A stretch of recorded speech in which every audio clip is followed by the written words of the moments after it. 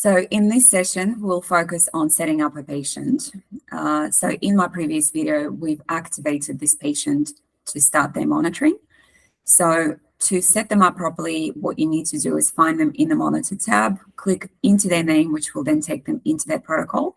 And this is where we need to focus on setting up all of that information here.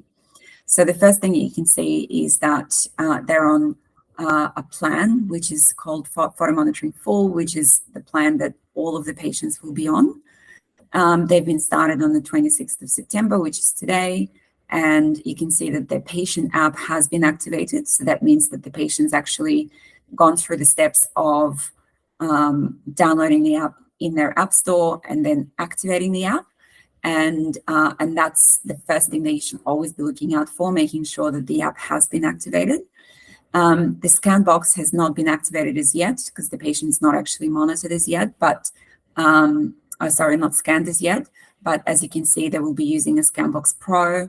Their next scan is today, and the reason why it's today is because the moment that you activate the patient, they will receive a push notification in their application asking them to take the first scan. And that's why it's really important to ensure that on the day of the issue of the aligners, when they're ready to go, that's when you start monitoring for them and ensuring that they've downloaded the app and it's all ready to go, so then you can assist them with taking that first scan and taking them through the steps of submitting a scan. You can also see that their scan frequency is preset at every week, meaning that the system will ask them to submit a scan on a weekly basis. However, that can be changed. So depending on the patient's needs, if you feel like you need to extend this a little bit or even make it shorter, if the patient's really compliant, you've got the option of clicking on change and then clicking that scan frequency. You do also have this section here, which is the follow-up scan after no-go. So the way that the system operates is it follows a dynamic go, no-go process.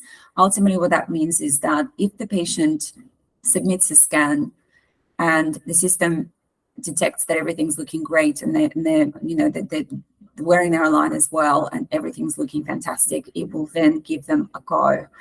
It will ask them to move into their next aligner. However, if the system has detected that there is an unseat, and it comes in two various degrees, whether it's a slight unseat or a noticeable unseat, the system will ask them to stay or give them a no-go. But if it asks them to stay, instead of keeping them again in that aligner for the 7 days, it will ask them to do another additional scan 3 days later, which typically is enough, considering that the concierge service or yourselves will provide them with specific instructions, letting them know that their aligners are not fitting 100%. Perhaps they need to improve their aligner wear. They need to use their chewers a little bit more actively. And once they submit the scan 3 days later, hopefully all of that's going to be resolved. So all of that information can be adjusted in here as well.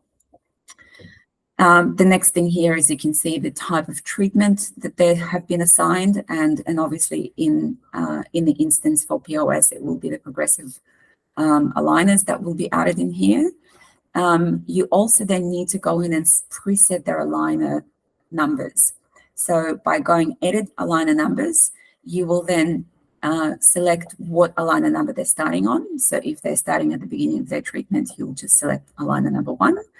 And then you will also need to provide the total number of aligners that is in their current set. So let's say there's 17 aligners, and we'll just go save. And as you can see, that's already preset that in the profile.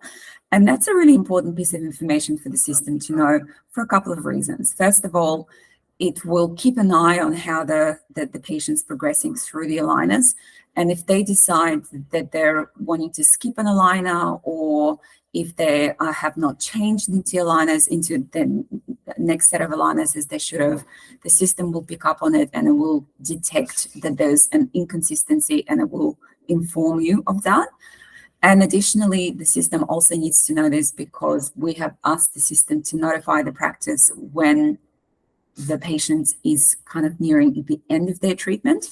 So then that should hopefully give you enough time to then set up an appointment for the patient for them to come in and perhaps do a rescan or or some impressions for their retainers. So this is where you'll need to input that information.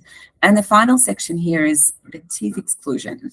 And this is something that you will perhaps face a few times for the patient during their treatment journey.